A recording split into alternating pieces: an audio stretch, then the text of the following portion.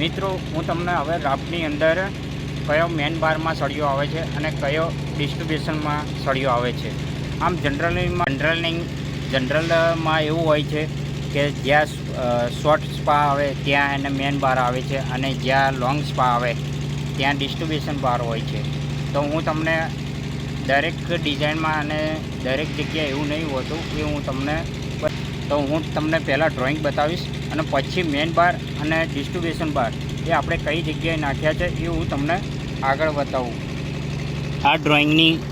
આ ડ્રોઈંગમાં તમે જોઈ શકો છો કે મેન બાર નીચેની સાઈડ છે અને ડિસ્ટ્રીબ્યુશન બાર ઉપરની સાઈડ છે.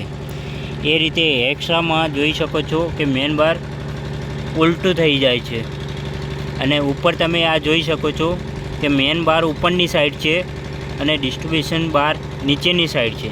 તો આપણે પ્રેક્ટિકલ જોઈ લઈએ. તમે અહીંયા જોઈ શકો છો કે આ છે મેન બાર.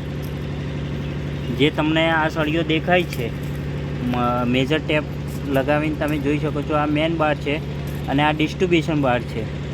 અને જ્યારે તમે ઉપરની ટોપ જાળી જોઈશો,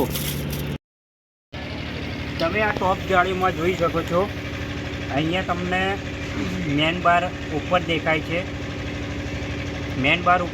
છે, અને ડિસ્ટ્રીબ્યુશન બાર નીચે દેખાય છે. આ ડિસ્ટ્રીબ્યુશન બાર અને અહીંયા મેન બાર.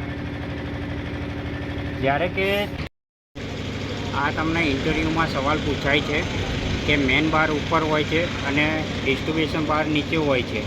તો કોઈક નવા એન્જિનિયર હોય, ફ્રેશરમાં હોય કે સ્ટુડન્ટ્સ હોય, પણ એમને લેયર્સ વાઇઝ કન્સલ્ટન્ટની સલાહ લઈને અને પછી જ તમારા સ્ટીલ કયા લેયરમાં પડશે એ નક્કી કરવામાં રહેશે.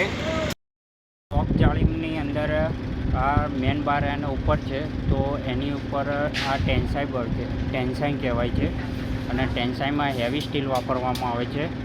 અને જે આ રાફ્ટમાં ટોપ જાળીની નીચે ડિસ્ટ્રીબ્યુશન બાર